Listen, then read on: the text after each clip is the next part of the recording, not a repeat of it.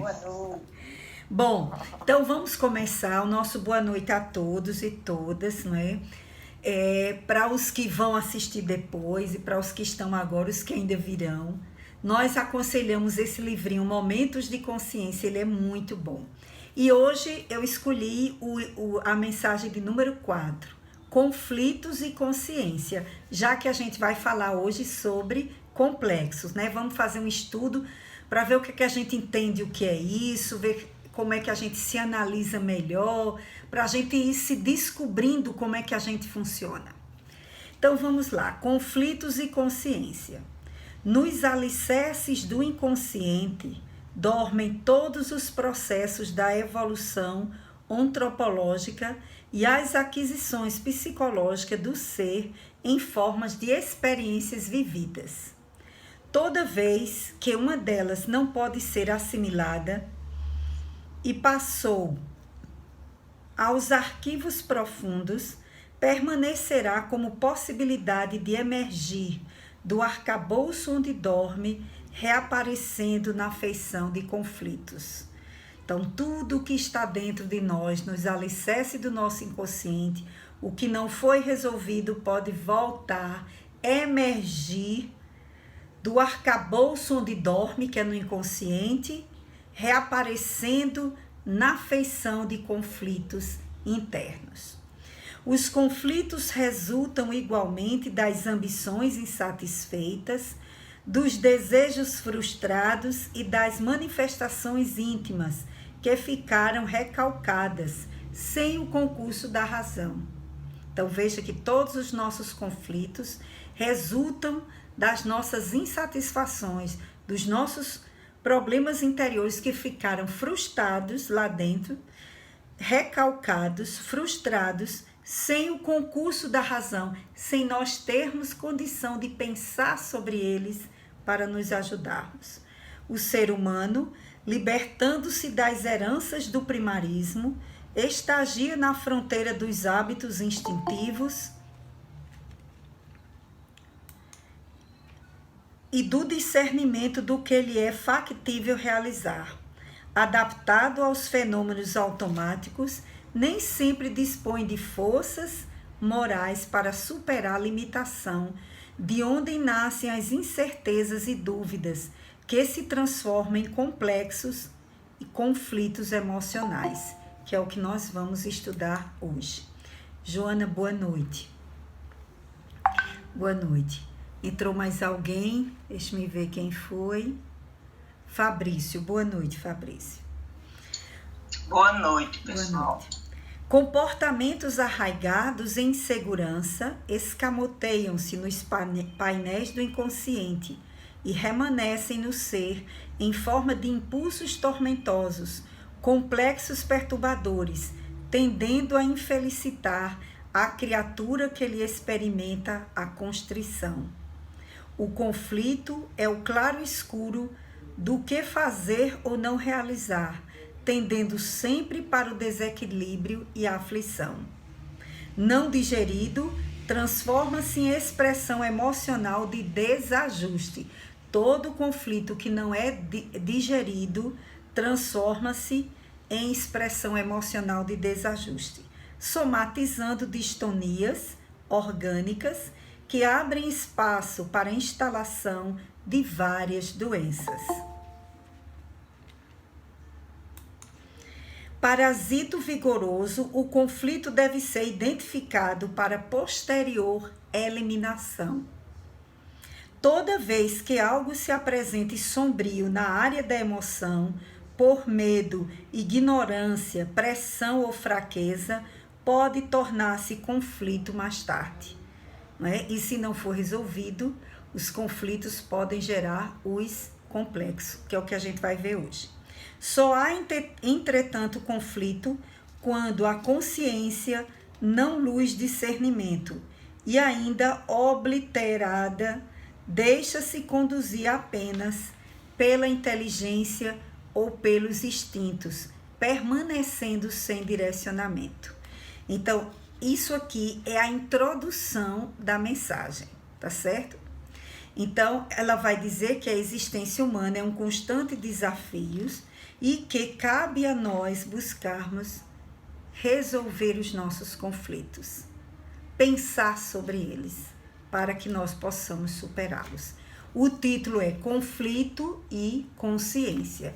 Eu vou depois postar no grupo a mensagem completa para que vocês possam refletir novamente sobre ela, tá certo? O nosso boa noite a todos. Karina chegou, Francinete, minha amiga, Cinete, é a mais antiga amiga aqui do grupo. Ela gosta quando eu digo. Então, após essa mensagem do livro Momento de Consciência, nós vamos dar início, continuar o nosso estudo do capítulo 4. Hoje o item, não é? 4.2, Complexo de Inferioridade. E após a leitura, eu vou pedir a Soraya para ela fazer a prece inicial. Tá certo, Soraya? Certo, Socorro. Pois não, eu lhe agradeço. Então, vamos acalmando nossas emoções, entrando em sintonia com a espiritualidade maior.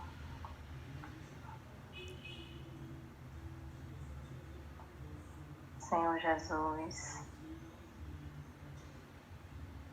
amigos espirituais, agradecemos pela oportunidade deste encontro, do aprendizado, das reflexões. Te agradecemos a oportunidade de troca de experiências com os amigos que aqui estão, pela sintonia com todos os que aqui estão e que por algum motivo os que não puderam estar. E pedimos, Senhor Jesus, para que nos auxilie, nos inspire, nos oriente nesta noite. Auxilie e oriente e dê intuições positivas a Socorro Paz, para que as reflexões desta noite sejam bem aproveitadas e bem guardadas no coração.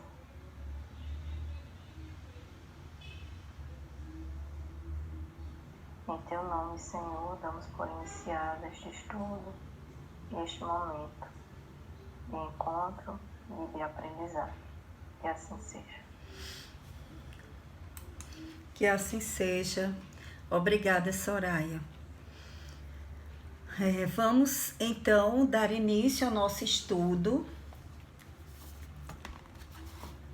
no item 4.2, página 63, Complexo de Inferioridade.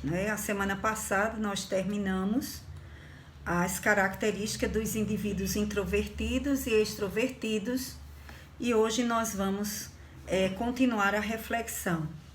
Eu gostaria de pedir a alguém que pudesse ler o primeiro parágrafo, que começa nos refólhos do inconsciente e até desvario. Ok. Pois não, Karina, obrigada. Nos refólhios do inconsciente individual do ser estão registrados todos os acontecimentos referentes às suas existências transatas do espírito em processo de evolução. As lutas e glórias imprimem-se como conquistas inalienáveis de vitórias sobre as paixões e os limites que o tipificam, impulsionando a avanços mais significativos. Da mesma forma, suas quedas e fracassos, seus compromissos não atendidos e deveres transformados em desequilíbrios, que o levaram a comprometimentos infelizes, deixando marcas de desaires e perturbações na retaguarda, fixam-se nos painéis delicados, que resumam nos novos mecanismos de crescimento como conflitos e complexos, ora de superioridade, como foram positivos, ora de inferioridade, quando negativos, assinalando de forma grave que o atormenta, no último caso, e às vezes o conduz ao desvario. Ótimo. Obrigada, Karina. Vamos começar aqui nesse primeiro parágrafo, que ele já tem muita coisa para dizer para a gente, né? Então, a primeira informação que a gente deve relembrar aqui é a definição de inconsciente individual, né? A gente sabe que é uma definição de Jung. Jung é que faz a separação entre inconsciente coletivo e inconsciente individual. No inconsciente individual, Joana vai dizer o quê? Que dentro desse inconsciente nós trazemos o quê? Estão todos os registros, né, dos acontecimentos referentes às existências transatas, ou seja, as existências anteriores, passadas, no nosso processo de evolução. Tudo, enfim, lutas, glórias, as conquistas, vitórias sobre as paixões, os limites que nos tipificam. O que é que nos tipifica? Ou seja, aquilo que nos caracteriza, que nós conquistamos, que nós construímos, que nós vivenciamos. O que é que nos tipifica enquanto ser espiritual numa existência material fazendo um aprendizado, tá certo? Tudo está dentro de nós. Tudo que nós vivemos na coletividade, o nosso aprendizado com o grupo, com a família, com a cultura, tudo está dentro de nós, certo?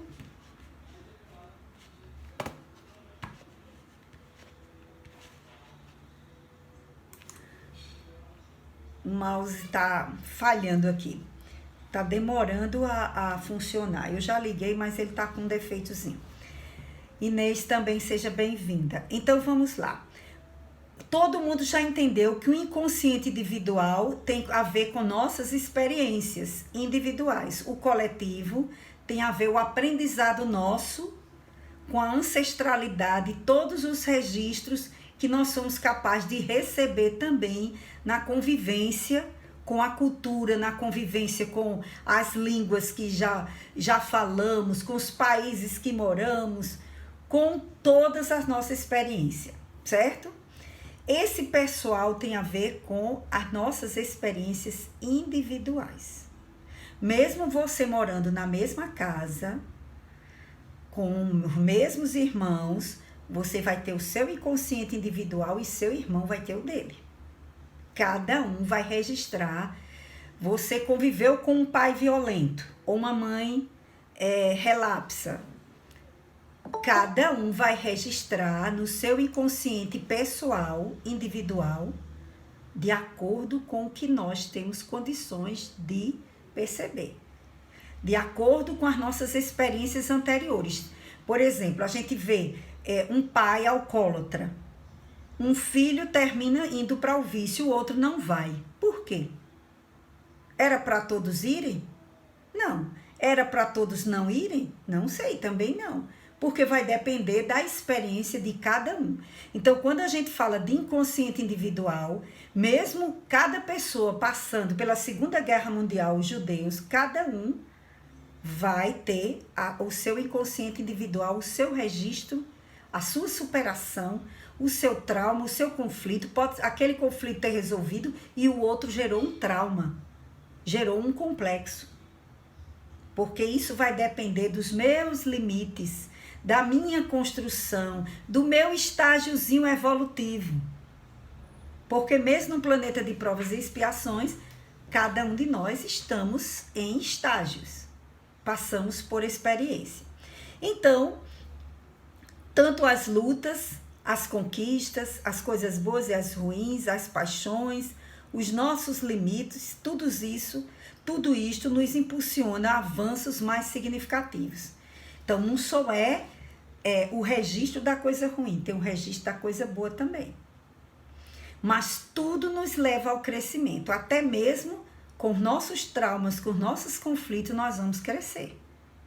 Agora, para isso é preciso a gente também abrir a mente, né?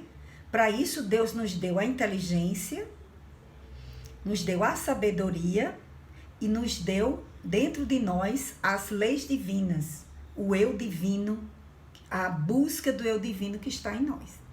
Então, nós vamos fazer o nosso processo de ascensão à medida que tomamos consciência daquilo que nos impede de ir adiante.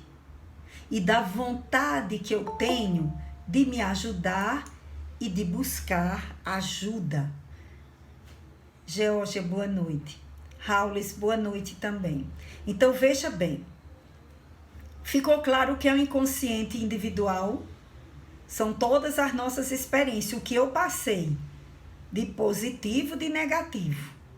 Mesmo dentro da mesma casa, com irmãos, mas um vai registrar de um jeito, mesmo sendo traumas, sendo problemas, um vai ter um aspecto de um problema, daquele problema, outro vai ter outro. Então, as coisas vão funcionar assim. Então, vamos lá. Da mesma forma, suas quedas, fracassos, seus compromissos não atendidos. Então, os compromissos que nós deveríamos atender e não atendemos, isso também vai ficar tudo registrado. Tudo que nós fazemos, existe uma câmera interna dentro de nós que grava e filma tudo. Mas não só é o que nós fazemos, não, é o que nós pensamos. E os sentimentos que colocamos naquilo que fazemos ou não fazemos. Há um registro permanente dentro de nós. E esse próprio registro não é para nos julgar, nos condenar. Esse registro faz parte da nossa construção, da nossa personalidade, do nosso eu. Sou eu me construindo num processo evolutivo. Então, na verdade, a gente não esquece as coisas que aconteceram conosco. Nós não jogamos fora as coisas. Nós as ressignificamos no nosso processo evolutivo. Certo? Então, tudo aquilo que mesmo sendo queda, que sendo paixões, que foram coisas boas ou ruins, tudo isso é informação que depois nós vamos olhar para elas e descobrir como nós podemos nos ajudar e sermos ajudados, ok? Então, vamos lá. Então, esse registro é um registro importante, porque é a nossa construção, é o nosso desenvolvimento, é o nosso aprendizado enquanto espírito, tá certo? Da mesma forma, quedas e fracassos, compromissos não atendidos e deveres transformados em desequilíbrios que o levaram a comprometimentos infelizes. Então, aquilo que nós fizemos os outros sofrer, que nos comprometemos com o mal, com coisas que não deveríamos ter feito, tudo isso vão deixar marcas de desaires e perturbações na retaguarda. Fixam-se-lhe nos painéis delicados que ressumam nos novos mecanismos de crescimento como conflitos e complexos. Ora de superioridade quando foram positivos. Positivos aqui não quer dizer que é melhor, porque se é um complexo precisa ser trabalhado, tá certo? Positivo aqui é que a pessoa acha que pode, acha que tem, acha que é capaz. Ele faz uma avaliação muito alta. Então, é o complexo. Se é um complexo, precisa ser trabalhado, ok? Ora, no sentido positivo, para cima, e ora, no de inferioridade, para baixo, quando são conflitos, problemas negativos, assinalando de forma grave, que o atormenta, no último caso, no de inferioridade, e às vezes o conduz ao desvario. Um complexo pode levar até o suicídio, tá certo? Se ele não for trabalhado. Então, por isso que o título do item é complexo de inferioridade.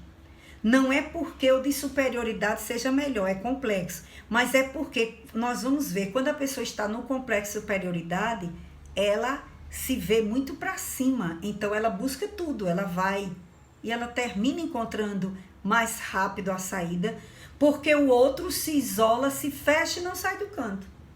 Então é por isso que um é chamado de positivo e outro de negativo, mas que os dois precisam ser trabalhados.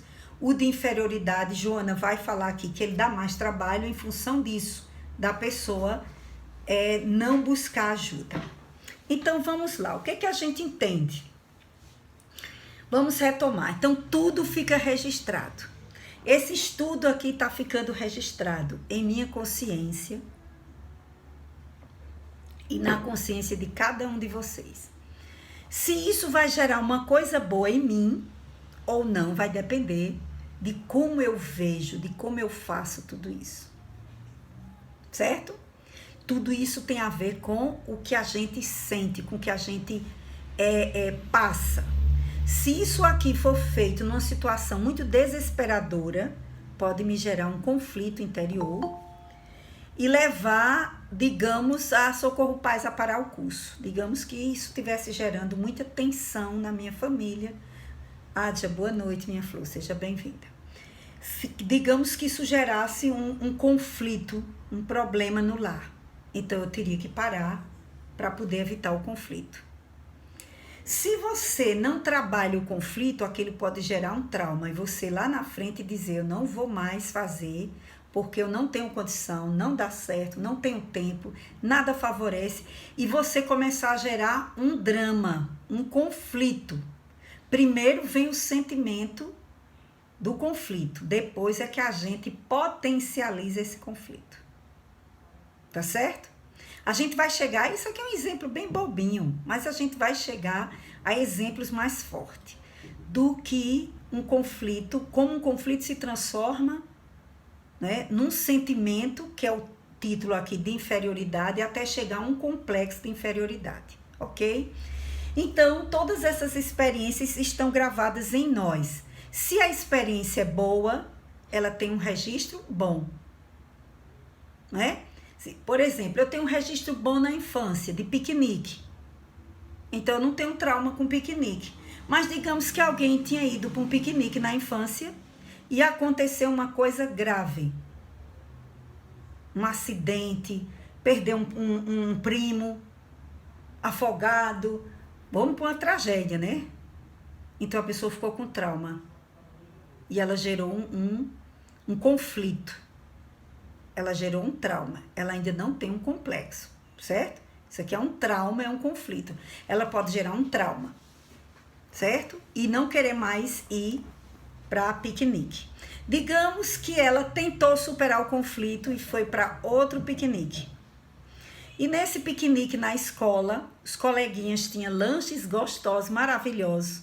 E o dessa pessoa não era.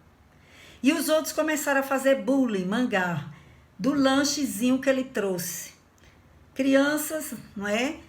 Nem sempre são espíritos evoluídos ainda. Às vezes, quando a gente cresce, fica um pouquinho mais educado. Mas na infância, a gente às vezes... E não repartiram lanche com ele, com essa pessoa. E ainda ficaram fazendo bullying. Aqui no Nordeste, a gente chama de mangar, né? Ficaram mangando, zombando, ironizando, xingando. Essa criança de 8 anos de idade, quando o ano seguinte a professora chamar para ir para o piquenique, ela já pode ter gerado um complexo de inferioridade em relação a piquenique. Certo? Ela não quer ir mais. Ela sente que não vai ter lanche. Então, todo mundo que falar em piquenique, ela não quer mais ir para piquenique. Ela ficou com trauma e pode desenvolver com o tempo esse complexo. Até o ponto dela chegar a ter filhos. Imagine se ela não superar. Ela não faz piquenique com os filhos. Se tiver um companheiro que goste de piquenique, faça, enfeite tudo e torna a coisa legal, a pessoa vai superar aquele complexo. Fica no inconsciente. A pessoa às vezes até quer ir para o piquenique, mas ela não vai porque lembrar piquenique no inconsciente tem coisa ruim. Tem coisa ruim. Não tem coisa boa. Não teve alegria. Ficou o registro lá. Agora vocês imaginem isso de uma vida para outra. Que isso também acontece com muita gente. Eu dei um exemplo bem simples, certo? Um estupro é um exemplo terrível. Digamos uma pessoa que foi abusada várias vezes na infância. Essa pessoa vai imaginar, mesmo que ela se apaixone na adolescência, que ela ame, confie na pessoa, ela não consegue ter relações sexuais, porque ela acha que todo mundo vai abusar dela. Então, mesmo ela amando, mas ela não consegue. Então, ela já gerou um complexo. todo mundo só quer me abusar. Então ela já gerou aí não foi só um conflito, esse conflito já se potencializou e já se transformou num drama, que numa terapia a pessoa poderia trabalhar, superar esse trauma, certo? E superar esse conflito. Mas nem todo mundo consegue ir para a terapia, nem todo mundo aceita fazer terapia, nem todo mundo sabe o valor que tem uma terapia e nem todo mundo sabe também buscar a terapia que condiz com você. Porque eu achava que psicólogo era tudo igual. Era só a gente falar e eles ouviam. E não é assim. Existem técnicas e técnicas, perspectivas teóricas que a gente já viu aqui, behaviorismo, a gestalterapia, a perspectiva psicanalista, junguiana, comportamental, tantas e outras que juntam até, e aí você precisa descobrir qual é a que combina com você. Hoje já tem até consteladores, né? Tem a bioenergética, tem pessoas que trabalham só com a sua bioenergia. Gente, tem coisa demais. Aí a gente acha que é só chegar no psicólogo e conversar. Tem uns que não querem nem que a gente fale muito. Certo? Dependendo da terapia, da linha, você nem vai falar muito. Cada uma tem um viés. E tem uma forma de trabalhar o seu conflito, o seu sentimento. Existem terapias específicas para as pessoas que sofreram traumas diversos, não é? Então, o importante é a gente começar a pensar sobre isso, não é? Todo mundo passou por uma infância e com certeza nós podemos imaginar, será que conflitos eu trago da minha infância? Que traumas, que complexos me impedem hoje de ser feliz? Porque a questão é, quando nós nos libertamos de conflitos e de traumas, nós vamos ser realmente quem nós somos. É como se você tivesse alterado, você não é você, você está só vivendo o conflito, o drama, o trauma, ou o complexo já transformado isso num complexo, você está vivendo aquilo ali. E aquilo ali está determinando sua vida, suas escolhas, está determinando para onde você vai, para onde você fica. E a nossa evolução? Onde fica nesse processo? Eu gosto muito eu não sei se eu complico, mas eu gosto muito de fazer assim, a gente ir refletindo, certo? Então vamos lá. A Wikipédia diz a definição de complexo. Eu trouxe aqui para vocês, para a gente ver uma definição comum e depois a gente vê o que é que Joana está dizendo aqui.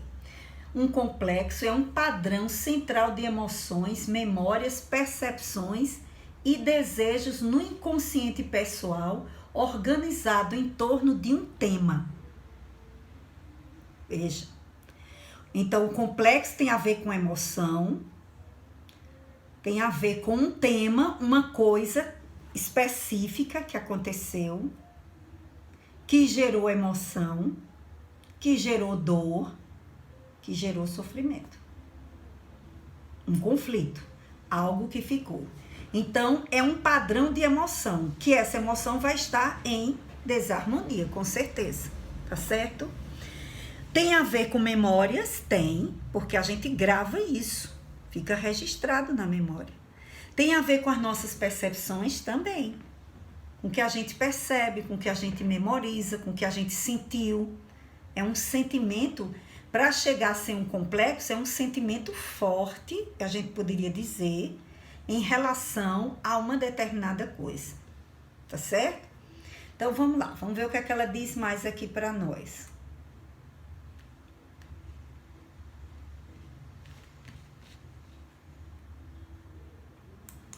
Um exemplo de complexo seria o seguinte, tá na Wikipédia.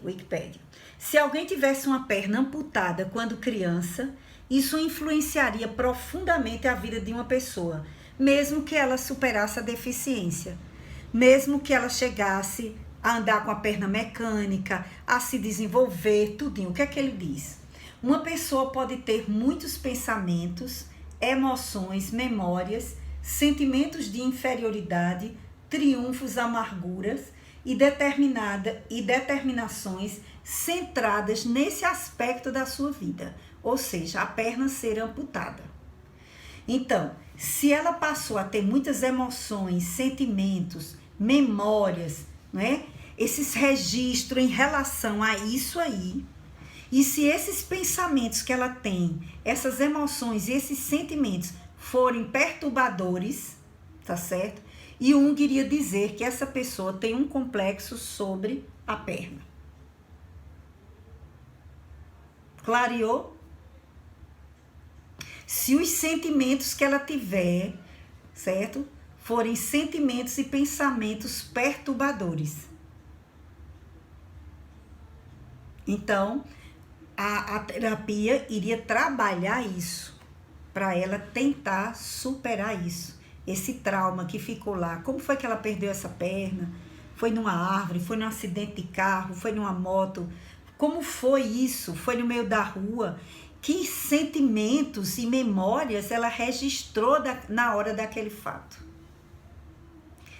Segundo a espiritualidade, o nosso tipo de morte também pode gerar traumas e conflitos, certo? O nosso tipo de morte.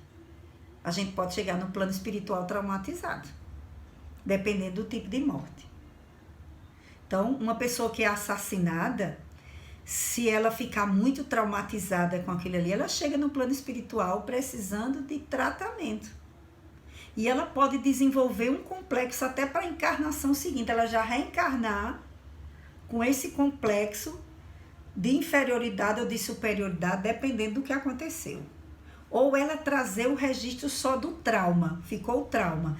Por isso que em terapias de vidas passadas, quando a pessoa volta ao trauma e ela se conscientiza do que aconteceu, muitos resolvem o conflito. Agora tem que ser com pessoas muito bem, né, orientadas, que saibam fazer isso. Porque tem muita gente que fez regressão com quem não devia fazer e deu zebra. Então, o próprio Chico Xavier dizia: meu filho, se Deus botou a gente para esquecer, para que você quer se lembrar? Chico, na humildade dele, não aconselhava a gente ir atrás, né? Mas é nesse sentido. Então, se esses pensamentos e essas memórias são perturbadoras, eu já posso ter gerado aí um complexo, tá certo? Então, a psicologia profunda, ela trabalha muito essa questão dos complexos e diz que eles fazem parte do nosso cenário psíquico de acordo com as nossas vivências e experiências. Então, será que eu tenho consciência dos complexos que eu tenho? A gente vai ver esse de inferioridade porque é um complexo quase que geral. Quase todo mundo tem complexo de inferioridade. Mas não é obrigado você ter de tudo. Você pode ter de determinadas coisas e outras não. Tá certo? Então, vamos lá. Então, para a psicologia junguiana, né, a psicologia profunda, ela vai dizer o quê? Que sem a resolução dos complexos, eles continuam a exercer influência no nosso inconsciente, tá certo? Nos nossos pensamentos e nos nossos sentimentos. Então, a gente vai continuar sendo influenciado por eles e eles vão muitas vezes nos impedir do nosso crescimento. A gente vai ver por que isso, tá bom? Então, vamos lá. E aqui, Joana começa a dizer que o complexo de inferioridade tem a ver com o quê? Com os resultados, com as experiências negativas. Então, a gente poderia ainda dizer que o complexo de inferioridade pode ser definido como aquele sentimento de não estarmos à altura dos padrões ou de alguma coisa, a gente se sentir abaixo. Está diretamente relacionado a uma dúvida constante e incerteza sobre nós mesmos, além da falta da autoestima. Então, o complexo de inferioridade pode nos impedir muito de nosso crescimento, certo? Então, uma criança que passou a infância, a mãe dizendo: você não é capaz, você não vai conseguir não, você é burro, esse aí ó, não vai dar para nada. Esse aí vai carregar, aqui no Nordeste tinha uma expressão que se dizia há uns 30 anos atrás: carregar balaio na feira. Eu não sei quem se lembra aqui dessa história. Quando a pessoa dizia, fulano não vai servir para nada, só vai dar para carregar balaia na feira. Ou seja, era para ser carregador, né, dos gêneros que as pessoas comprassem na feira. Para fazer isso não precisava estudar, frequentar a escola, nem muito menos ser alfabetizado. Então as pessoas diziam isso e de uma forma agressiva. E isso gerava traumas. Certo? Isso podia gerar conflitos. E gerar esse complexo de inferioridade. A pessoa achar, não vou ser capaz. Se minha mãe que me gerou diz que eu não sou inteligente, não vou servir para nada nunca, então a pessoa já vai automaticamente se excluindo das buscas. Porque ela começou a introjetar isso no seu inconsciente. E começou a achar que ela não era capaz. Por outro lado, a gente vê quem assistiu aquele filme Mãos Talentosas.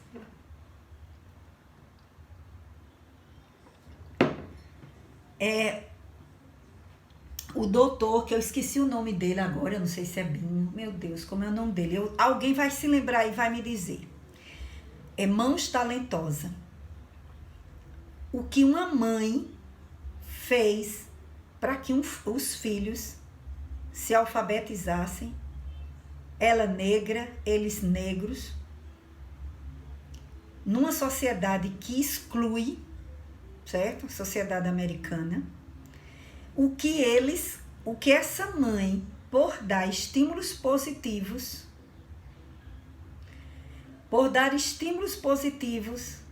e por colocar ordem na casa, dando disciplina aos filhos, esse homem se transformou num grande médico. Na penúltima eleição, ele foi candidato a ter presidente dos Estados Unidos. Ele é um dos médicos mais famosos do mundo hoje.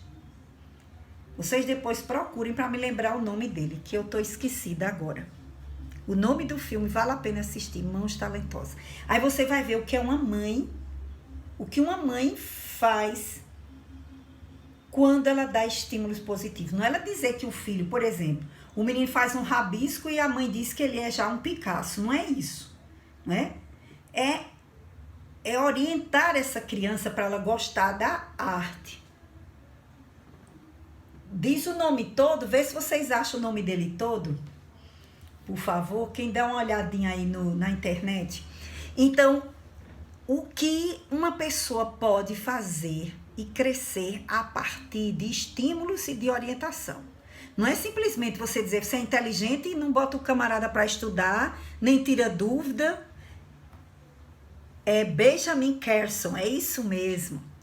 É o doutor Benjamin Carson. Muito obrigada. Não sei nem quem colocou, mas valeu. Eu só fui atrás do nome. Então, é a história dele. Gente, é fantástico. Eu não vou contar para vocês poderem ir atrás, tá certo? Vale a pena. Então, vamos lá. Então, a gente pode desenvolvê-lo a partir de um trauma e eu posso ter sem ter o trauma, somente porque eu vi as pessoas ficarem dizendo, como no caso dos filhos. Às vezes a gente passa muito trauma para os nossos filhos, muito complexo. Ah, esse menino é preguiçoso, esse menino é devagar demais. Olha teu irmão ali, ó, tá ali estudando, tá fazendo isso, por que você não vai fazer? E fica comparando. Gente, quando nós entendermos um pouquinho assim do que é educação, como diz Kardec, a gente vai construir homens de bens. Homens de bem, porque é uma questão fabulosa. Claro que nós vamos errar, porque nós não somos perfeitos. Mas um pouco mais de instrução, nós evitaríamos muita coisa ruim. Não existe mãe perfeita, toda mãe vai gerar trauma, porque isso é do ser humano. Toda mãe vai gerar conflito nos filhos, porque a gente não sabe, não conhece a personalidade deles, e a gente vai terminar pisando na jaca, na bola, em tudo. Certo? Eu nunca esqueci do meu trauma, que eu fiquei um tempão traumatizada, que eu fui dar chinelada no menino para tentar resolver uma situação e eu dei a chinelada no menino errado. Não foi o menino que tinha feito lá. Por aí vocês imaginem a cena, né? Ainda bem que era uma chinelada havaiana, macia, né? Não era nada demais. E nas canelas? Bom, tô me desculpando, né? Eita, Jesus! Mas eu fiquei horrorizada na hora. Pedi desculpa ao meu filho, me abracei com ele. Claro que o outro ficou sem peia, o que mereceu. Terminei, né? Foi uma situação desconcertante. E isso me fez pensar muito sobre como a gente age precipitadamente para falar com as pessoas, com os filhos, para resolver as coisas. Eu me lembro que depois disso eu passei muito tempo a dizer, deixa eu pensar. Peraí, eu não vou resolver isso agora, que era para eu tentar fazer. Vocês imaginem, 7 meninos e depois o 8º, dentro de casa. Tinha dia que eu procurava menino, eu achava menino dentro de guarda-roupa, menino subindo na estante, menino em todo canto. Vocês imaginem as idades, tudo próxima. Não foi, eu não aconselho a ninguém não. A história foi dramática. Então assim, corri muitos riscos, certo? E agradeço a espiritualidade não ter acontecido coisa mais grave, porque não foi moleza não. Era menino subindo em cima de casa. Era menino mexendo em tomada, em coisas perigosas. Gente, olha, de tudo que vocês imaginem, 4 engasgos nós salvamos aqui em casa. 4 engasgos. Certo? Então, assim, porque vocês sabem criança como é, né? Então, imagina, quase tudo da mesma idade, a diferença é pouco tempo. Então, assim, não existe mãe perfeita, eu demorei a entender isso, ficava às vezes muito chocada. Não existe mãe perfeita, não existe pai perfeito, nós temos as pessoas que precisamos para acordar em nós alguma coisa que precisa ser trabalhada. Se eles não agiram bem, o problema é deles. Cabe a nós fazermos diferente e buscarmos superar os conflitos que ficaram em nós. Não botar a culpa no pai. Eu sou assim porque meu pai, é porque até hoje eu sou assim porque eu apanhei. Bom, eu não sou a favor de peia. Mas existe uma tradição em algumas tribos indígenas aqui no Brasil, que a criança, quando completa 10 para 12 anos, eles levam uma surra de cipó e eles têm que correr e se livrar dessa surra. E eles dizem que é para os adolescentes ficarem espertos. Eu digo, então eu acho que eu sou esperta por conta disso, porque teve uns cipózinhos nas caneladas, umas caneladas boas. Então veja que o que a cultura pensa, né? Veja como cada cultura tem o seu olhar. Para eles, a criança está ficando esperta, ela tem que se livrar, tem que correr, certo? Mas ela vai levar uma cipuada, que é para ela sentir e ela ficar esperta. Bom, não estou dizendo que ninguém vai bater nos filhos aí, dizendo que eu mandei bater para ficar esperto não, viu? Pelo amor de Deus, é melhor conversar, tem muitas formas da gente educar. Então, vamos lá. Quando ela diz, quando se apresenta de superioridade, o distúrbio é de menor monta. Veja bem, quando ela diz assim que é de menor monta, não quer dizer que não é complexo e que não precisa ser trabalhado. É porque como a pessoa se acha, né, de superioridade é tudo maior, então a pessoa termina buscando mais saídas, ela não se fecha. Mas vamos lá, vamos tentar fazer a diferença entre os dois. Vamos pensar um pouquinho mais sobre o complexo de inferioridade. Vamos lá, meu mouse, você tem que me ajudar hoje aqui. Então, vamos lá. Quem é que nunca sentiu, não é? Quem é que nunca sentiu, ou menos em alguns momentos na vida, se sentiu inferior em alguma coisa? Então, existe o sentimento de inferioridade e existe o complexo. O sentimento a gente pode sentir. Numa situação X, estava lá as pessoas para serem, digamos, chamadas para participar de alguma coisa. Você era uma pessoa que deveria ser chamada e alguém não chama. Ou alguém não lhe agradece.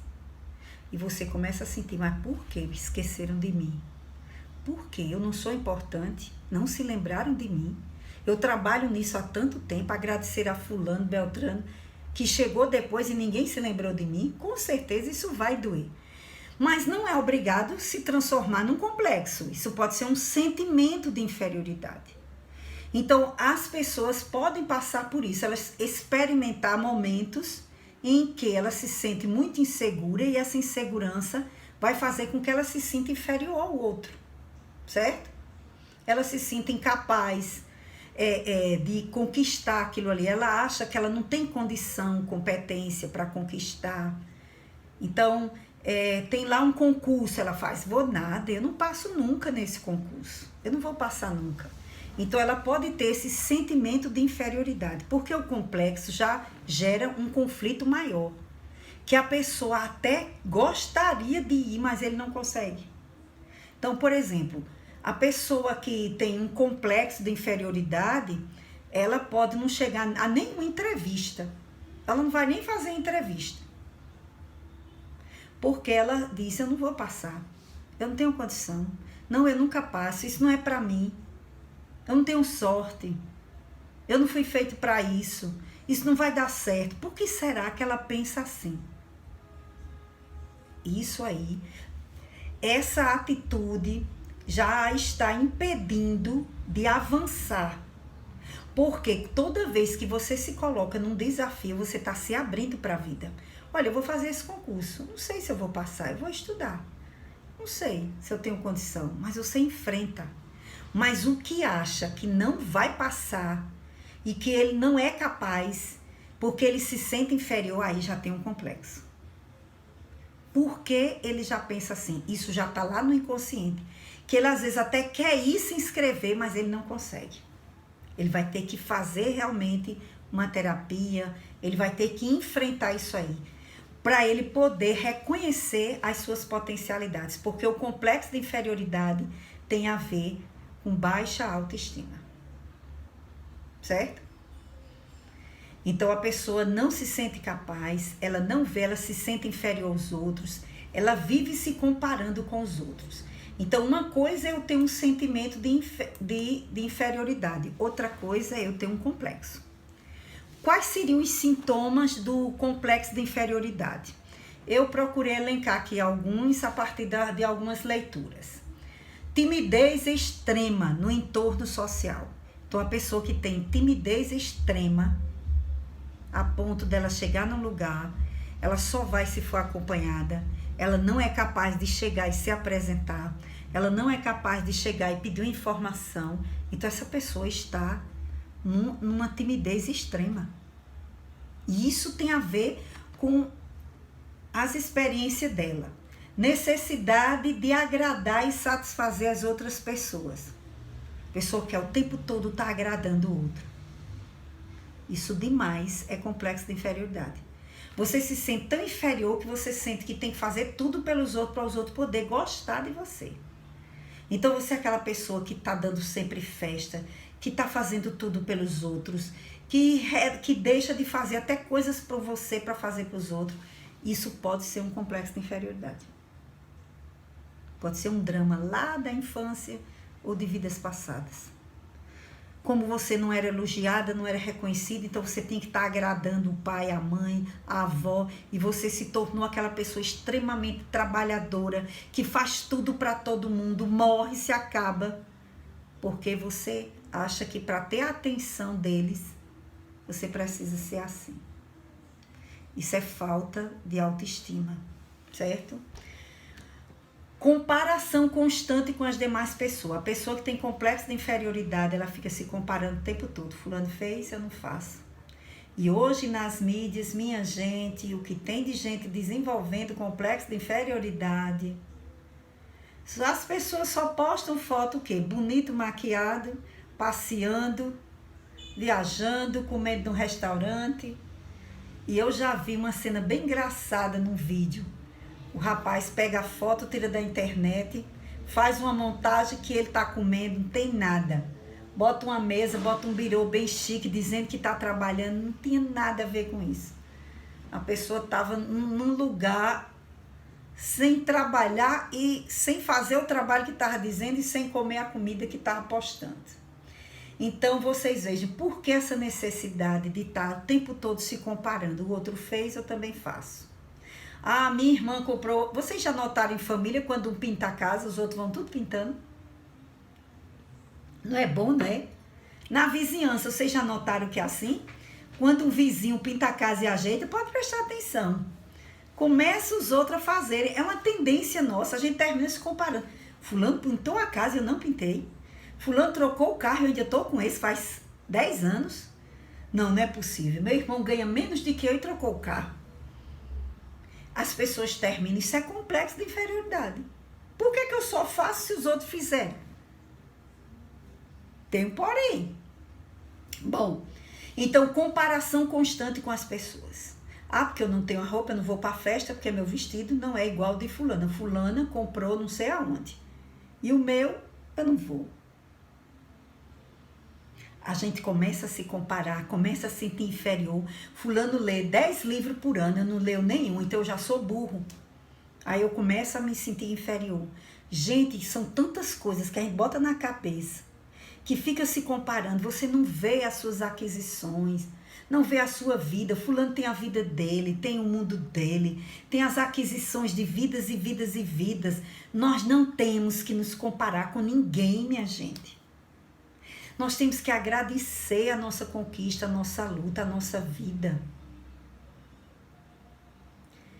Dificuldade para tomar decisões é outra característica, é outro sintoma de complexo de inferioridade. A pessoa não toma decisão. Ele não confia na decisão dele, está sempre esperando que os outros tomem. Ele não consegue decidir pela vida dele, porque ele acha que ele não é capaz. Gente, isso é inconsciente. A gente não faz isso tendo consciência, não. Também. Deixar-se influenciar facilmente por opiniões externas é outra característica. A pessoa nunca acha que a opinião dela é boa, então o outro chegou com a ideia pronta, a dela já foi pro lixo. A minha não vale. Valorizar em excesso as conquistas dos demais, enquanto se sente incapaz de reconhecer suas próprias conquistas. Alguém falou aí gratidão, né? Ou seja, realmente a pessoa não consegue ser grato ao que ele construiu, a vida que ele teve, o lugar de onde veio. Tem gente que tem complexo de inferioridade, chegar no sul e dizer que é nordestino. Eu me lembro de congressos que a gente participava na universidade, não é? Em vários estados do país, principalmente do sul, sudeste. Teve pessoa que chegou para mim, você não parece ser do Nordeste, você nem arrasta muito. Você é do Nordeste, vocês fazem essa pesquisa? Teve uma pessoa que teve a ousadia de perguntar, e lá na Paraíba tem universidade? E eu digo, meu Deus do céu. Uma pessoa que estava indo conosco num passeio para a gente conhecer uma região lá. Eu disse, é bom que a senhora analise mais. Hoje a gente já tem internet, a senhora pode olhar, pode pesquisar. Hoje é mais fácil. Antigamente não, a gente só sabia se viajasse. Hoje não, hoje a gente tem internet. Então, há pessoas que, se tiver um desses sintomas, é bom a gente pensar em se ajudar. Eu vou repetir. Sintomas do complexo de inferioridade. Timidez extrema no entorno social. Veja, não é a timidez que você tem de falar ali, não. Isso aí não, é extrema, é timidez demais. Não vá pensar, eu sou tímido, eu tenho um complexo. Não, não necessariamente. Você pode ter timidez, porque você é uma pessoa muito crítica, porque você é uma pessoa que se julga muito, que tem um critério muito alto de avaliação, não é? Pode ser por outros motivos, não necessariamente um complexo. Posso ter timidez por outros motivos. Mas a timidez extrema no entorno social pode ser porque você não se valoriza ou acha que ninguém lhe valoriza. Necessidade de agradar e satisfazer os demais, comparação constante com as demais pessoas, dificuldade para tomar decisões, deixar-se influenciar facilmente por opiniões externas, valorizar em excesso as conquistas dos demais, enquanto se sente incapaz de reconhecer suas próprias. Ou seja, não se vê, né? Então, vamos lá. Vamos ver se tem mais alguma coisa. Com relação... No final, a gente vai analisar algumas coisas para a gente pensar como a gente se ajudar. Eu não vou deixar essa dica agora. Isso aí vai ser no final, tá bom? No final, a gente vê como a gente pode se ajudar. Vamos logo estudar o que Joana diz. Aí, no final, a gente sugere, pelos estudos, o que é que pode nos ajudar a superar o nosso complexo de inferioridade. Então, a gente sabe que o núcleo central de um complexo é uma emoção, certo? Uma emoção forte determinada por uma experiência, isto é, por um acontecimento vivido e ligado ao que nos cerca. E um fator determinado de disposições externas. Um fator é interno, que tem a ver com o que eu sinto, a minha experiência, e o outro fator é externo, ou seja, a ação de alguém, não é? Alguma coisa externa que vai atuar nesse meu interno, certo? É algo que aconteceu conosco que tem uma carga emocional muito forte. Então, o núcleo do complexo é a emoção, certo? Então, por exemplo, qualquer preconceito, qualquer pessoa que sofra preconceito, ela pode gerar um complexo. E principalmente de inferioridade, certo? Por outro lado, nós temos o que se chama a superioridade ilusória. O complexo de superioridade é quando a pessoa se acha, ele se vê, ele é um gato e se vê um leão, certo? O complexo de superioridade, a pessoa é aquilo que a gente chama muitas vezes de megalomaníaco, é o sujeito que se acha na condição de estar, ele, no fundo, o megalomaníaco, ele tem um pouco de inferioridade, e como ele acha que aquilo ali vai atrapalhar muito, então ele se arvora de força e de poder para destruir o outro. Mas existe a superioridade ilusória, o complexo de superioridade, a pessoa se vê capaz demais, certo? Então ele acha que ele é capaz, ele acha que tem condições, e isso muitas vezes faz com que ele não seja uma pessoa crítica e passe às vezes até a ser ridículo. Porque ele passa a ser um snob, porque é a falta de humildade, na verdade, né? Porque se a pessoa tem a virtude e ela tem humildade, ela não vai gerar um complexo de superioridade. Então, digamos que a pessoa tenha uma habilidade boa na memória, seja uma pessoa que conhece muitas coisas e ela se acha muito inteligente. Então, ela pode ter esse complexo de superioridade, certo? De achar-se superior. Então, existe um estudo feito pelos estudiosos Dunning e Kruger, que eles se chama o efeito Dunning-Kruger, que refere-se à superioridade ilusória. Quando as pessoas falam sem ter nenhum conhecimento, quando se acham as tais e se acham as melhores em todos os sentidos. Então já existe um estudo para isso, que mostra essa tendência da pessoa. Tendemos a superestimar nossas aptidões físicas, sociais e intelectuais. E aí, a gente lembra aquela frase, né, de Charles Darwin, que ele diz que a ignorância gera mais confiança do que o conhecimento. Então, muitas vezes a pessoa que tem confiança demais, às vezes é sinal de ignorância. Eles fizeram um estudo da seguinte maneira. Esse estudo foi publicado em 1999 no jornal Personality and Social Physiology.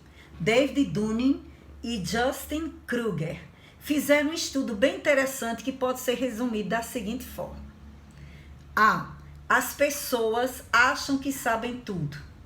B. As pessoas, as que menos sabem, são as mais pretensiosas sobre o seu saber. E C. As que menos sabem são as mais difíceis de admitirem seu desconhecimento. D. As que menos sabem chegam a se comportar como especialista em vários temas. Então, eles fizeram essa pesquisa para mostrar como a gente tem ignorância e fica no eu acho que é assim, que devia ser assim. Eu acho um absurdo. Muitas reportagens na televisão. O que é que você acha? A pessoa não sabe de nada. A pessoa não estudou, não é especialista. Claro que ele vai achar qualquer coisa. Eu digo, meu Deus do céu, santa ignorância. O que é que você acha disso? Gente, a gente não tem que achar nada, não. A gente tem que construir. Quem acha é porque pensa que vai encontrar pronto. Nós precisamos construir saberes. Então, eu acho que a reunião mediúnica, que o médium devia incorporar na frente de todo mundo. Meu amigo, o que você estudou para estar dizendo isso? É só porque você acha. Porque você gostaria. E o livro dos médiuns? E o estudo todinho que Kardec teve, e tantos outros, para chegar a afirmar se deve ou se não deve, o que é melhor, o que não é, quando pode, quando não pode, quando, em que momento se aconselha, em que momento não se aconselha. Por exemplo, fazer desobsessão na presença da pessoa perturbada. O que isso tem gerado de trauma e de complexo e de conflito não é brincadeira, gente. Porque a pessoa pega um médium para incorporar o inimigo na frente do sujeito que está fragilizado fazendo um tratamento. Isso não vai dar certo. Não vai. E a experiência tem mostrado que não dá certo. Mas tem casas espíritas que fazem isso até hoje. Faz a desobsessão na frente das pessoas que estão prestando tratamento. Elas acham que não atrapalha. Mas o que tem de gente perturbada por conta disso não é moleza. E que nunca mais voltou à casa espírita. Certo? Então, essa história do eu acho, na universidade a gente aprende muito. A gente diz, aluno, você não tem que achar nada. Você vai estudar e construir sua opinião. Tá certo? Então, o aluno vai estudar os pontos de vista a favor, os contrários, àquela tese que está sendo levantada, e ele vai construir um texto argumentando. Aí ele vai formar realmente uma opinião. Mas ele vai formar uma opinião com conhecimento. Não é a gente abrir a boca e dizer qualquer coisa. Então eu me lembrei, não é? Que só teve uma pessoa na história que até hoje que se considerou como o homem mais sábio. Que foi Sócrates. Perguntaram a Sócrates por que ele se considerava o homem mais sábio da Grécia. E ele disse: porque eu sou o único que sei que nada sei. Olha a sabedoria dele. Eu sou o único que sei que nada sei. E no começo da vida dele, ele vai sair atrás de todas as pessoas para perguntar o que é que elas sabem e se elas acham que sabem aquilo ali. Então ele ia para o sapateiro, estava lá o sapateiro. Você se considera sábio? Você se considera uma pessoa que sabe as coisas? Sei. Olha aqui o que é que eu sei fazer. Cada um vendo só o seu mundo, sem olhar o todo. Claro que ele sabia alguma coisa sobre aquilo ali, mas ele não sabia tudo. Ninguém sabe tudo. Só Deus sabe tudo. Só Deus. Certo? Então, é a gente pensar sobre isso, né? Então ele vai dizer o quê? Que as pessoas incompetentes pensam que sabem mais do que realmente sabem. Essa pesquisa mostrou. E hoje as entrevistas nas empresas, muita coisa, eles fazem essa avaliação do sujeito. Para saber o que é que o sujeito sabe. Se ele acha que sabe tudo. Se ele é uma pessoa que está aberta para aprender.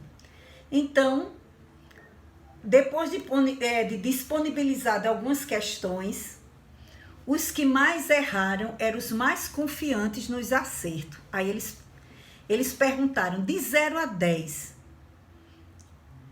qual é a nota que você acha que tirou? Aí a conclusão, de 0 a 10, os que tiravam 1, em geral, acreditavam ter tirado 7.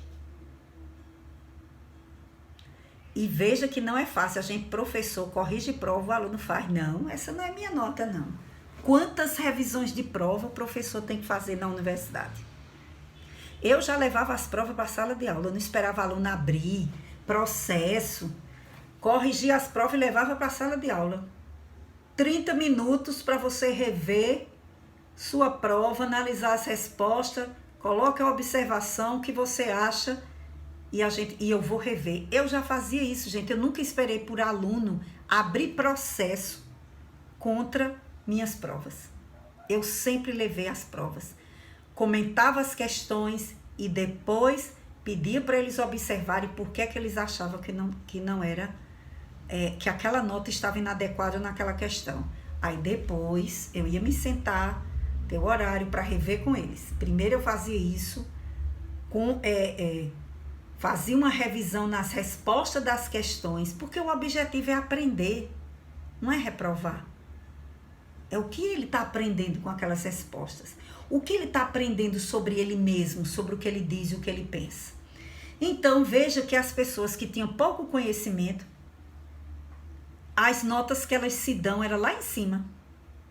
Ou seja, não tem avaliação, autoavaliação, não conhecia bem o assunto para saber o que colocou, o que não colocou. Porque quando a gente tem consciência, a gente sabe. Então, veja, tudo isso já existe hoje, esses estudos, para mostrar para a gente. Então, essa superioridade ilusória, que as pessoas acham que sabe, que pode, eu resolvo tudo, eu sou o mais ágil na minha família, eu decido tudo. Então, ele disse que essa superioridade ilusória leva as pessoas, primeiro, né, são incapazes de reconhecer sua própria incompetência. Isso é falta de autorreflexão. Se eu não consigo enxergar o que eu não sei, é porque eu não penso sobre mim. É porque eu não tenho uma visão. Não é ser rigoroso demais, porque tem gente que tem um poder de autocrítica muito severo. Tendem a não reconhecer a competência de outras pessoas. Então, as pessoas que se acham, elas não conseguem enxergar a competência dos outros. Elas são as melhores. Elas é que deveriam ter passado no concurso. Elas é que sabem fazer. 3. Não são capazes de tomar consciência de quão incompetentes são em uma área. Porque ninguém tem obrigação, gente, de saber tudo, não. Deus nos dá milhares de reencarnações. Eu não tenho obrigação de saber tudo agora, porque estou fazendo um curso, saber tudo sobre psicologia, não, senão eu não estava aqui. Eu estou aqui porque eu sei do meu limite também. E eu sei que o nosso objetivo aqui não é a gente dar conta de memorizar e entender todos os conceitos da psicologia ou do espiritismo, não. Mas é da gente ter um espaço de reflexão juntando essas duas coisas. É isso que eu estou me dando direito. Não é porque eu saiba muito, não, gente. Tem gente aí, ó, muito mais conhecimento que eu, mas não sentiu a necessidade e talvez não tenha a coragem de fazer o que eu estou fazendo aqui. Não porque eu seja melhor do que elas. De jeito nenhum. Não sou mesmo. Certo? Não sou mesmo. Não estou dizendo isso falsa modéstia, não. Eu sei do que eu sei. Tem muita coisa, gente. Eu estou aqui, ó, me esforçando. Porque eu estou numa fase de querer aprender tudo isso. Não adianta eu ir só para uma terapia. Eu me enxerguei assim. Não adianta eu ir só para uma terapia. Eu quero ir. Eu não fui ainda porque eu não consegui tempo. Eu parei minha terapia desde que meu filho começou o tratamento. Não é que eu não precise, eu preciso. Mas eu ainda não consegui encaixar. Então eu entendi que para eu ir para uma terapia não era só eu chegar lá e estar lá com um terapeuta. Eu preciso fazer isso também. E esse estudo ajuda a gente. Eu disse, meu Deus do céu, cada coisinha dessa faz a gente pensar melhor sobre nós mesmos. Eu acredito que vocês sentem isso também, que eu sinto quando eu estou estudando, certo? Que a gente começa a pensar mais sobre nós porque a gente está estudando. Não é verdade? Quem está me vendo, faz um ok. Agrada aí a professora, a teacher, a estudante de psicologia. Vamos lá. E por último ele diz, se forem treinados para aumentar sua competência, serão capazes de reconhecer e aceitar. Então tem uma virtude. Mesmo o sujeito nesse alto astral de achar que sabe tudo, né?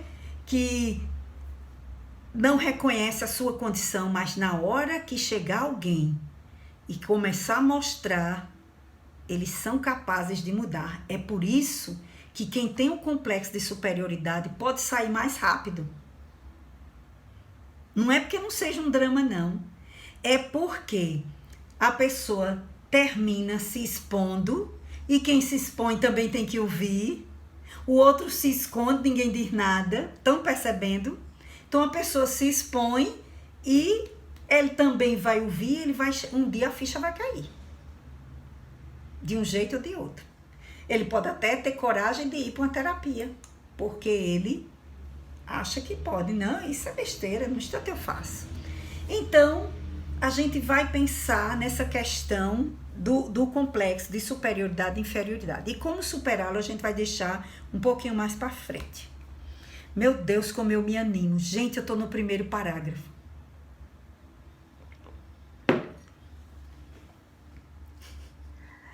Socorro, Ádia. Ô, Socorro, às vezes a gente fica calada. Eu, particularmente, às vezes fico calada, porque é tanta reflexão que eu fico assim, Aí seguro o queixo, boto pra cima, aí depois fico, meu Deus, não, meu Deus. Eu tô admirada aqui, porque eu passei esse tempo todinho no primeiro parágrafo. Tá certo que tem as outras coisas, mas é porque uma coisa puxa a outra. Como é que a gente vai entender qual é o seu complexo de superioridade? Por exemplo, aí você chega na cozinha, por favor, deixe que eu faço. Eu sei fazer isso. Você nem nota. Isso tá lá no nosso inconsciente, você não deixa o outro. Eu conheci uma pessoa que ela não deixava ninguém arrumar a cama dela, porque as pessoas não sabiam fazer aquela dobrazinha que você faz na coxa, que bota assim pela lateral, que a gente vê nos hotéis, não sei se vocês já viram, nos flats da vida, a maneira como as camareiras botam. Fica elegante, fica bonito. Mas ninguém fazia. E eu tive uma secretária que ela era ótima. Gente, ela, para arrumar minha cama, demorava, que chega, me dava agonia nos nervos. A menina saía esticando o lençol. Olhava de um lado, olhava do outro. Eu digo, meu Deus do céu. Ela tinha, sabe aquela coisa de fazer. E se o lençol não tivesse bem passado, ela ia lá, pegava o ferro, ligava e... Também, minha amiga, você tinha pena até de sentar na cama depois. De tão arrumada que estava. Então, assim... Talvez o nosso complexo de superioridade, ele se apresente em algumas coisas que você acha que é melhor, que você não deixa ninguém fazer, que você não escuta, é só daquele do seu jeito. Talvez se expresse nisso e talvez nem chegue a ser um complexo. Por exemplo, uma criança que for muito elogiada, muito estimulada, ela pode desenvolver um complexo de superioridade e achar que ela é merecedora de tudo. Uma criança que foi muito mimada, ela pode desenvolver um complexo de superioridade. Ela achar que todo mundo está à disposição dela. É perigoso? É. Ela vai sofrer? Vai. Tá certo? Mas tudo isso se resolve. Entendeu? E o de inferioridade, meu Deus do céu, quem é que não tem? Claro que a gente tem. Talvez não nos atrapalhe muito, mas é bom a gente pensar. Tá bom? Vamos lá. Eu ainda tenho 2 minutos.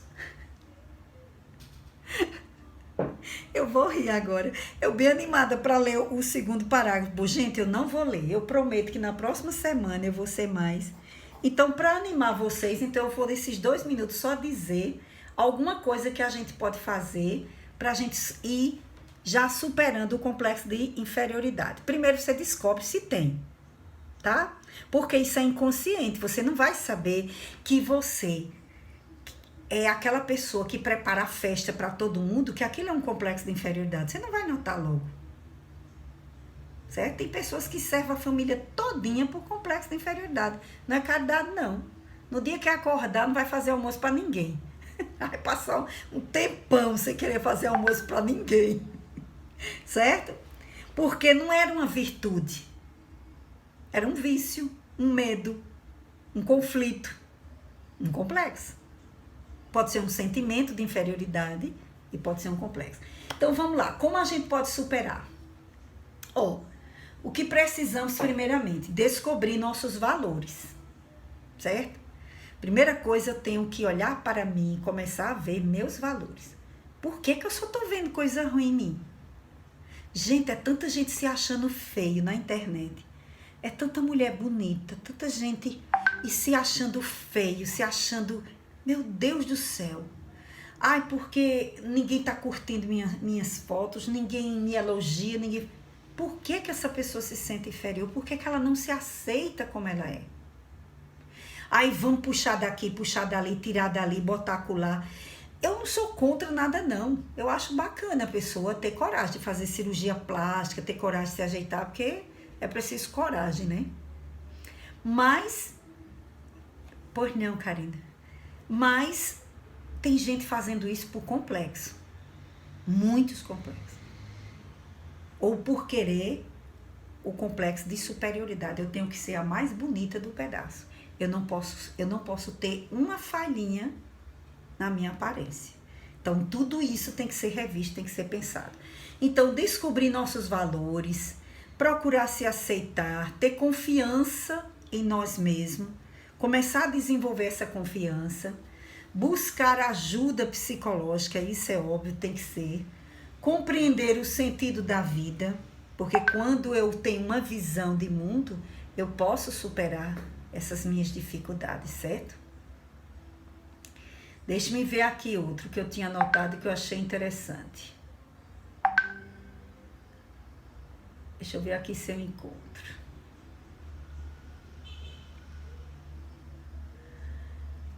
O outro seria esse aqui. A primeira coisa, alguém falou no início em gratidão, seria a humildade. A gente começar a se ver, ter gratidão pelas suas conquistas, pela pessoa que você é. Porque se você vive se comparando com os outros, você nunca vai ter gratidão. Nós não podemos se comparar sequer com o nosso irmão gêmeo. Se você tiver o irmão ou a irmã gêmea, você não pode se comparar. É outro espírito, é outra realidade, é outro universo de psique, de experiências, de aprendizado, de estágio evolutivo. Nós não podemos nos comparar com ninguém. Eu posso até escolher uma pessoa que eu digo, olha, eu queria falar inglês como fulano. Mas não tem inveja de fulano. E nem comparar, dizer, meu inglês não presta, eu não vou falar não, porque quem sabe falar é fulano. Olha a diferença. Eu posso ter um olhar positivo para a aquisição do outro, para a qualidade do outro. Ah, eu gostaria de falar inglês como fulano fala. O que é que eu vou fazer para conquistar isso? Fulano, na verdade, diga aí um segredo aí. Como é que a gente faz para conquistar isso que você conquistou? Olha, isso é uma coisa boa. Agora, eu tenho um complexo de inferioridade. Diante de fulano, eu não falo, não digo nem boa noite. Eu não digo nem good night, eu não digo. Certo? Então, isso aí já é complexo de inferioridade. Então, eu não reconheço o que eu tenho, eu não valorizo o que eu estudei, eu não reconheço que eu não estudei tanto, que fulano estudou mais, porque eu também tenho que reconhecer o valor do outro. Então, para superar um complexo de inferioridade, primeira coisa é começarmos a olhar para nós, para as nossas conquistas e você se valorizar. Não tenha vergonha de ser você. Não tenha medo de ser você. Certo? E nem seja você para afrontar ninguém. Você vai ser você, porque você se sente bem sendo você. Então, eu não tenho que ser melhor do que fulano, do que Beltrano. Eu não tenho que fazer um estudo igual a fulano ou a Beltrano. Não. Eu vou fazer o meu, o que eu sei fazer, procurando dar o meu melhor. Tá certo? Mas eu não posso me comparar. Se eu for me comparar com Marlon Requidal, minha gente, vocês acham que eu estava aqui? Se eu for me comparar com o Gelson, se eu for me comparar com os bambambãs dos estudos da AME Brasil, da linguística, da psicologia junguiana, não. Eu tenho que ver o meu universo, o que é que eu posso fazer, tá certo? E canalizar para eu dar o meu melhor. Eu não vou imaginar, eu quero ser a melhor palestrante do Brasil e do mundo. Isso é vaidade. Agora, se você disser, eu quero dar o meu melhor, eu quero fazer uma palestra que sensibilize, eu quero dizer palavras que motivem, Senhor, me ajuda a dar o meu melhor, isso é divino, isso é ótimo, isso é maravilhoso. Aí eu vou fazer esse almoço hoje, eu quero fazer uma saladinha diferente, eu vou dar o meu melhor, todo mundo aqui merece, mas não esperando elogio. Porque se eu fizer isso esperando ser elogiada, aí eu já estou fazendo com outras intenções. Pode ser até um complexo. E pode ser um orgulho. Querer fazer para ser lisonjeada, para alimentar o meu ego. Então, são coisas que nós devemos pensar, tá certo? Então, quando a gente diz a primeira coisa, não se compare com ninguém, se compare com você mesmo. Como você era há 10 anos atrás, há 20 anos atrás, né? Não vou botar mais, tá bom? Tá bom assim. Então, se você se comparar com você mesmo, aí você vai perceber. E o que é que a gente pode fazer para se melhorar? Então, esse é o primeiro passo. Então, dever de casa, refletir sobre complexo de inferioridade. Em que é que você se sente inferior? Na sua família, na casa espírita, no trabalho. Sempre vai ter alguma coisa que a gente se sente inferior. Não é obrigado a ser um complexo, tá? Faça uma diferença. Sentimento de inferioridade e complexo. O complexo já é um drama, já é uma coisa forte. Pense sobre isso e peça orientação ao seu guia espiritual. Anjo da minha guarda, espíritos amigos, me ajudem a superar esse conflito. Porque, gente, todo complexo, ele nos impede de irmos adiante. A gente fica escondido, marcando passo, a gente não sai do canto. Vocês acham que Joana está preocupada por quê? Ela está preocupada justamente por isso.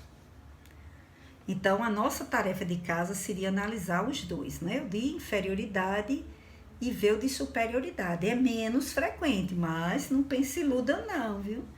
Que a gente se acha também em algumas coisas. Então, é para a gente refletir, não é para ninguém ficar angustiado. Eu também estou fazendo esses estudos com muita leveza, procurando ver que, mesmo que a gente não mude logo, mas que a gente vai mudar, vai se melhorando, tá certo? E a gente vai conquistando aos poucos. O importante é a gente se colocar no lugar de não julgar, gente. O que eu notei é que a gente julga tantos outros, que a gente termina esse julgamento voltando para nós. Aí a gente também se julga muito, se avalia muito, se menospreza. Ou a gente tá no extremo ou tá no outro. Geralmente é assim. Então, vamos tentar pensar com calma sobre isso. E para a semana eu prometo que a gente adianta mais um pouquinho. Eu gostaria que vocês lessem. Essa parte não tá tão difícil, tá certo? Na página 64, ela vai falar sobre os lares desajustados. Membros de lares desajustados e perversos. Gente, isso é muito forte. Como tem gente que traumatiza. Olha, até hoje eu não aguento essa história. Ó, tem um velho ali, vai lhe pegar. Ó o homem do saco. Olha o bicho papão. Olha não sei o quê. Quantos traumas, conflitos, medos nós colocamos, não é? Em nossos filhos, na família. As nossas críticas são muito mordazes, são muito felinas, são muito fortes, sabe? Eu acho que nós precisamos pensar que nós geramos complexo nas pessoas. A gente, sei lá, julga tanto, critica, analisa, dá opinião sem ninguém ter pedido, né? Pelo menos espero por pedir. Já que a gente não estuda muito, o que é que você acha? Aí deixa para dizer na hora que perguntarem mesmo. Mas tem gente que fica, não é, metendo a colher onde não devia, não é assim que a gente diz? Então, nós geramos e alimentamos os complexos das pessoas. Eu gostaria que a gente pensasse sobre isso.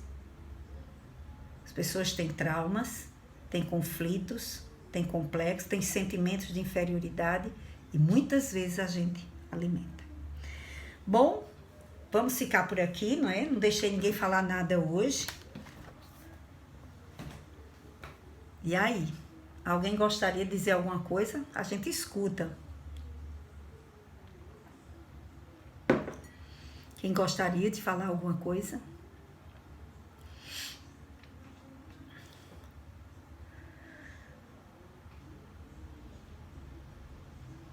Nada?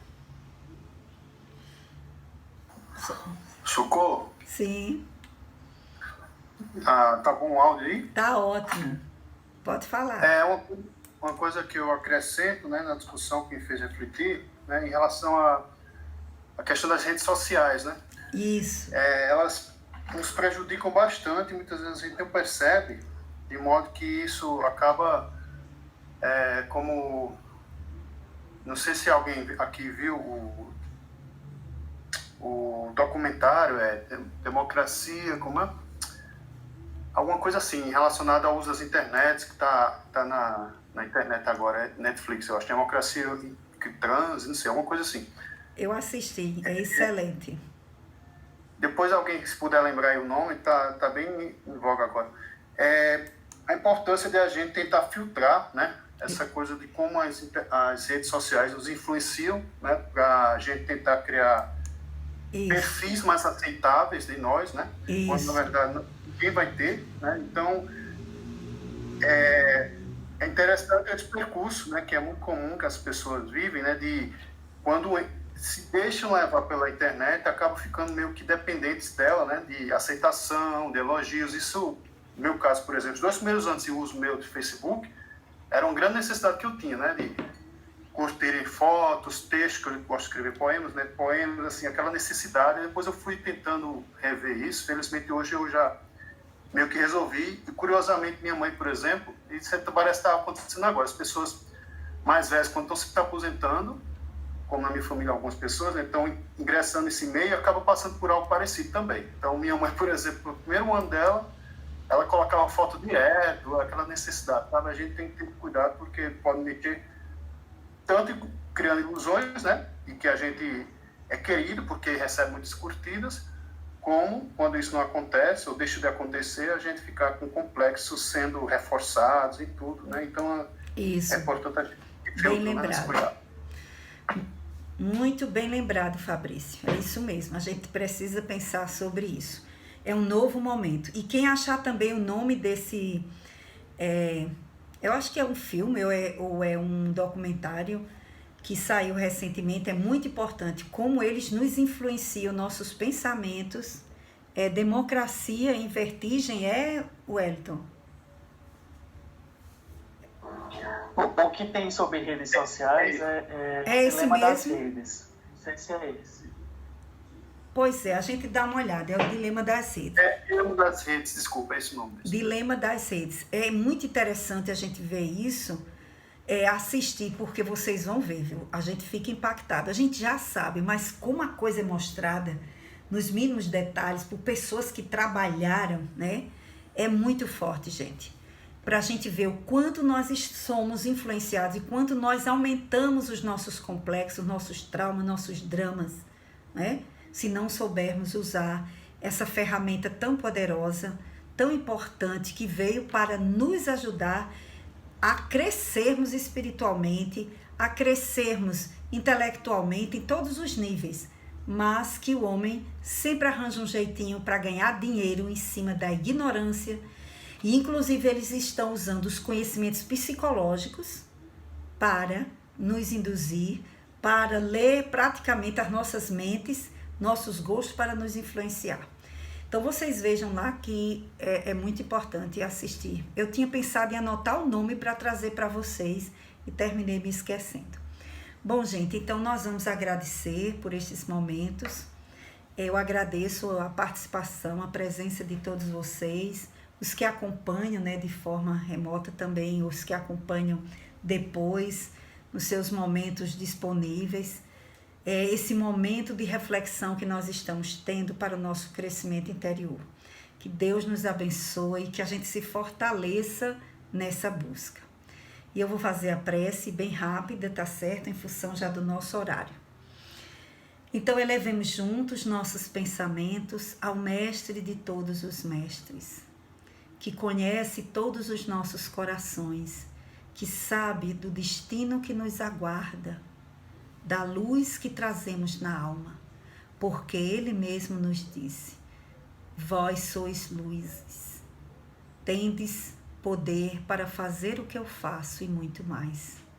Na humildade, o Mestre se colocou como aquele que sabe o potencial divino que há dentro de nós, as conquistas que ainda iremos fazer, mas que para isto precisamos estar de mente e corações abertos para buscarmos a luz, para ampliarmos as nossas reflexões sobre nós mesmos, para nos fortalecermos na fé, na doutrina espírita, que nos convida para a reflexão sobre a existência física, sobre a lei de evolução, sobre as reencarnações que nos possibilitam, através da misericórdia divina, a reconstrução das nossas virtudes, a busca da paz interior, o crescimento em todos os sentidos que o Espírito possa alcançar. Que o Mestre Jesus nos abençoe, nos inspire, para que possamos ser amanhã melhor do que hoje e hoje melhor do que ontem. Que possamos buscar a luz que há dentro de nós, para sermos luz junto àqueles que Deus colocou em nossos caminhos, para serem instrumentos do nosso aprendizado espiritual. Que esta luz do Cristo possa nos inspirar, possa nos possibilitar a nossa caminhada de forma mais segura e com mais fé.